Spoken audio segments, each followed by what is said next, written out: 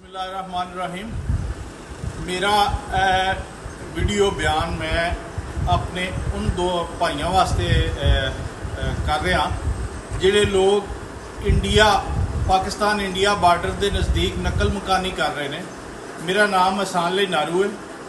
मेरा पिंड जिहड़ा ये इंडिया बार्डर तो 20 किलोमीटर के फासले ते है ते मैं अपने तमाम मुसलमान भाई जिहड़े कि रात दे इंडिया पाकिस्तान की कशीदगी की वजह नाल नकल मकानी कर रहे हैं।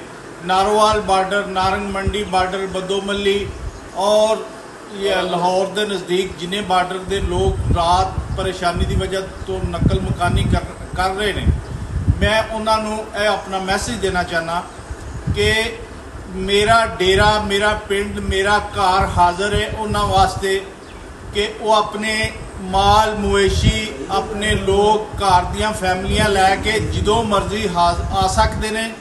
मेरा पूरा इलाका वांडो हाज़र है, उन्होंने मेहमान नवाजी वास्ते हाज़र है।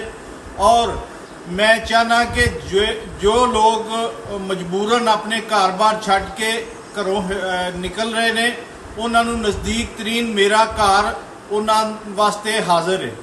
और मैं चाहना कि किसी मेरी वीडियो ज़्यादा तो ज़्यादा इन्हां लोगों तक पहुँचाई जाए ताकि मैं इन्हां लोगों की मेहमान नवाजी कर सका, मैं इन्हां दी खिदमत कर सका।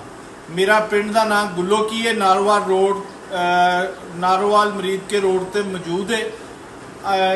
तो मेरा फ़ोन नंबर है जी 0300 940 1000।